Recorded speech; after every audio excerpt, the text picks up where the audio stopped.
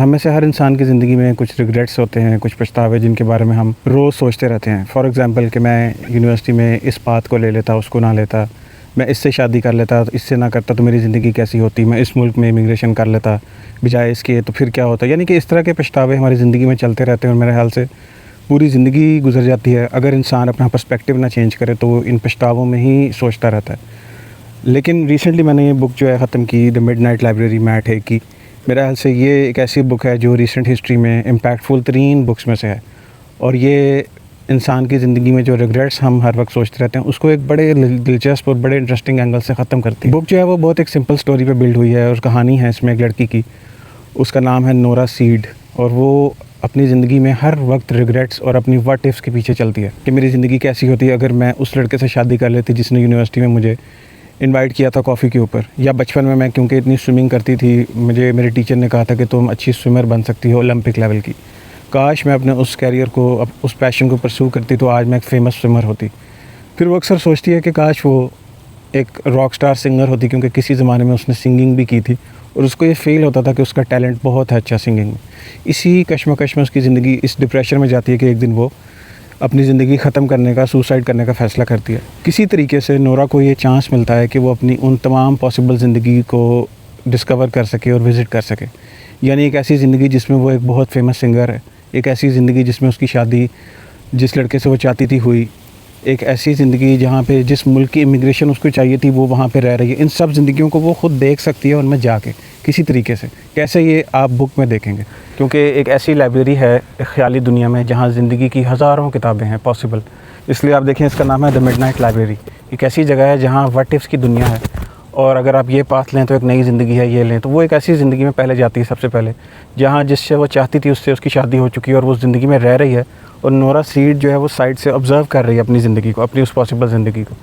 तो उसको पता चलता है कि इस ज़िंदगी में तो मैं इतनी खुश नहीं हूँ क्योंकि जिससे उसकी शादी हुई वो तो अच्छा इंसान नहीं निकला। बाद में पता चला कि वो ड्रिंक भी करता है, उसके करैक्टर के भी मसले हैं।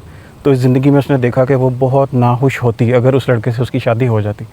ज़िंदगी की अगली किताब ओपन करती है और फिर वो देखती है कि एक बहुत फेमस सुपरस्टार है वो और उसका अपना बैंड है, जैसे वो चाहती थी सब कुछ वैसा है। लेकिन उसकी ज़िंदगी वहाँ खुश नहीं है क्योंकि उसका भाई उसी बैंड का हिस्सा है और वो ड्रग्स की ओवरडोज़ में लग चुका है और इसके भी अनहैप्पीनेस और लोनलीनेस के मसले हैं क्योंकि ज्यों-ज्यों ये फेमस होती गई तो उसका कोई दोस्त नहीं रहा और वो अकेली है बिल्कुल। तो इस ज़िंदगी में भी वो खुश नहीं थी। फिर नोरा सीड की ज़िंदगी का एक सबसे बड़ा रिग्रेट ये भी था कि एक दिन वो रात को सो रही थी और उसने दरवाज़ा सही बंद नहीं किया तो उसकी बिल्ली जो है वोल्टायर जिसका नाम है वो किसी तरीके से रोड पर चली गई और एक तेज़ आने वाली गाड़ी ने जो है उस बिल्ली को क्रश कर दिया, मार दिया। ये रिग्रेट भी नोरा सीड को अपनी ज़िंदगी में खाता जा रहा था। तो इस मिडनाइट लाइब्रेरी में उसने ये देखा कि एक ऐसी ज़िंदगी जहाँ उसने दरवाज़ा सही बंद कर दिया होता और वो बिल्ली बाहर ना होती, अंदर ही रहती, तो उसको पता चला कि उस ज़िंदगी में भी कुछ दिन के बाद उस बिल्ली को कोई मसला हुआ, कोई प्रॉब्लम हुआ और वो उसके बेड के नीचे ही जो है वो फौत हो गई। तो उस बिल्ली ने आज नहीं तो कल मर जाना था। इससे भी नोरा सीड को पता चला कि ज़िंदगी में व्हाट इफ्स के पीछे चलने का कोई फ़ायदा नहीं। इस तरह की ज़िंदगियों की उसकी डिफरेंट किताबें खुली। हर ज़िंदगी में उसने ये देखा कि हर ज़िंदगी में जो वो समझती थी कि मेरी ज़िंदगी परफेक्ट होगी वो नहीं होती थी, उसमें कोई ना कोई मसला ये ज़रूर होता था। लेकिन इस किताब की सबसे इंटरेस्टिंग चीज़ जो है इसकी एंडिंग है। जब इसकी ज़िंदगी की पॉसिबल ज़िंदगी की आखिरी किताब ओपन होती है जिसमें इसकी बहुत ज़बरदस्त फैमिली है, इसमें नोरा सीड की एक बेटी भी है और वो एक बहुत अच्छी जगह पे रह रही है, सब कुछ खूबसूरत है। लेकिन इस किताब की एंडिंग इतनी स्ट्राइकिंग है, इतनी इमोशनल भी है जो कि मैं आपको बता के बिल्कुल भी स्पॉइल नहीं करूँगा। लेकिन उसका टेक अवे ये है कि कहानी के आखिर में नोरा सीड को ये पता चलता है, जब उसकी आँख खुलती है तो उसको ये पता चलता है कि ज़िंदगी में जो उसका गिवन है वही उसकी कुल यूनिवर्स है, वही बेस्ट पॉसिबल लाइफ है जो इस यूनिवर्स में उसकी हो सकती है।